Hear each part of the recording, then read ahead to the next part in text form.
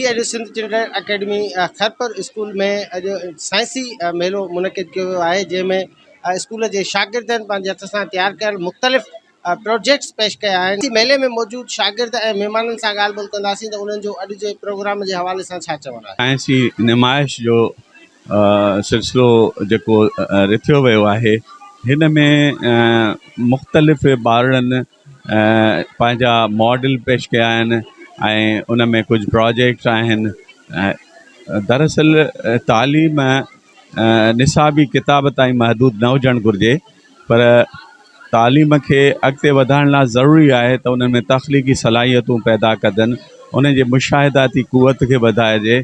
Laboratory ऐं लाइब्रेरीअ खां ॿाहिरि निकिरी बि कुझु सोचणु घुरिजे त हीअ जेके प्रोजेक्ट हिननि ॾिना आहिनि ऐं उन्हनि खे जंहिं नमूने सां हुननि वज़ाहत सां ॿुधायो आहे त उन मां उन्हनि जी सलाहियतुनि जो अंदाज़ो थिए थो त साइंस ॾांहुं तवजा ॾिनी थी वञे। असांजी तरक़ीअ जो दारो मदार आहे ई साइंस ते। सिंध चिल्ड्रन्स अकेडमी हमेशह इल्मु, अदब, सकाफ़त, सहाफ़त, समाजी वर्क खे हमेशह तरजीह ॾिनी आहे ऐं गॾोगॾु असां अॻिते वधण जे लाइ साइंस खे बि न विसारियो आहे। अॼोको हीउ जेको साइंस एक्सपो मुनक़िद थियो आहे, उन्हनि में असां पंहिंजनि ॿारनि खे साइंस जी तरक़ी में अॻिते वधण जे लाइ हिकिड़ो मौक़ो फ़राहम कयो आहे। मां सम्झां थो त जेकॾहिं असां पंहिंजे ॿारनि ते तवजो ॾियूं ऐं उन्हनि खे उहे सहूलियतूं मुहैया करे ॾियूं त असांजा ॿार बि दुनिया जे ॿारनि सां कुल्हो कुल्हे में मिलाए करे साइंस जी तरक़ी में अॻिते वधी वेंदा। अॼु तव्हां ॾिसो था त असांजे ॿारनि तमामु थोरे ख़र्च सां जेके आलीशान मॉडल ठाहिया आहिनि उहे वाखाण न जोॻा आहिनि। ऐं मां सम्झां थो त जेकॾहिं असांजी हुकूमत, असांजा फलाही इदारा जेकॾहिं पंहिंजे मुल्क जे ॿारनि ते तवजो ॾियनि त असांजे मुल्क जा ॿार बि दुनिया में पंहिंजो नालो रोशन करे सघनि था। तकरीब करण जो मक़सदु, साइंस एक्सपो करण जो मक़सदु इहो आहे त ॿारनि जो कॉन्फिडेंस डेवलप थिए ऐं उन्हनि खे हैंड्स ऑन एक्टिविटीज़ करायूं वञनि। छो त साइंस अहिड़ी शइ आहे जेकी तजुर्बे मुशाहिदे खां सवाइ नथी थी सघे। जॾहिं ॿार को पाण तजुर्बो कंदो ऐं तजुर्बे मां जेकी नॉलेज गेन कंदो, उन जे थ्रू ई हुनजो कॉन्सेप्ट क्लियर थींदो। त इन वजह सां असां ॿारनि जो कॉन्फिडेंस डेवलप करण लाइ ऐं हुननि खे मुस्तक़बिल जा असांजा इहे ई ॿारनि जेके सुभाणे वञी साइंसदान थींदा, डॉक्टर थींदा, इंजीनियर थींदा, ब्यूरोक्रेट थींदा, त अॼुकल्ह जी जेके ॾिसो था कि मुश्किलातूं उन्हनि खे फेस करे सघंदा।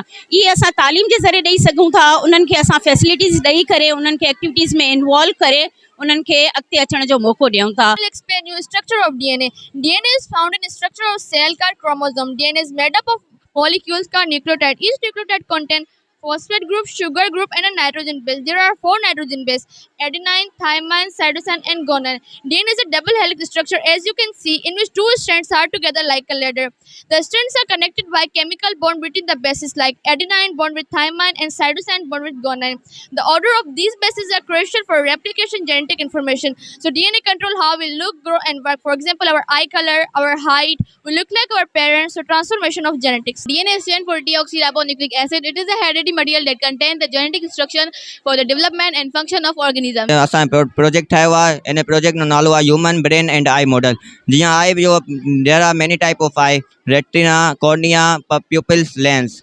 रेटिना जेको आहे उहो लाइट कंदो आहे, फोकस कंदो आहे स्क्रीन नज़र अचण ते। ऐं जेको इहो लेंस हूंदो आहे, मिसाल असांजी अखि कमज़ोर थी वई आहे त पोइ मिसाल मां लेंस ठारायो आहे हिकु, जीअं मूंखे क्लियर व्यू थो अचे। अगरि असांजो लेंस ख़राबु थी वेंदो त पोइ असां चश्मो ठाहिणो पवंदो। ऐं जेको ब्रेन आहे इहो आहे 2 टाइप आहिनि, इन जा 2 टाइप आहिनि मेन, हिकु सेरिब्रम आहे, हिकु सेलब्रम। अगरि असांजे मेन पार्ट ते धकु लॻंदो, मिसाल ब्रेन जे मेन पार्ट धकु लॻंदो त असां ब्रेन कमु न कंदो। अगरि असांजे मेन पार्ट ते धकु न लॻंदो त पोइ असांजो ब्रेन कमु कंदो, थोरो कमु कंदो, एॾो न कंदो पहिरियों चक्कर। असांजे स्कूल में साइंस एग्ज़ामिनेशन आहे ऐं असां प्रोजेक्ट ठाहियो आहे मिनी हाइड्रोलिक प्रेस। ऐं हे कमु कंदो आहे हीअं, जीअं असां हिनखे प्रेस कंदा आहियूं त पोइ हे हेड थींदो आहे ऐं इसको कहते हैं पानी का दबाव। जब हम कहाँ पर पानी पहुँचाना होता है तो ये इसका इस्तेमाल होता है।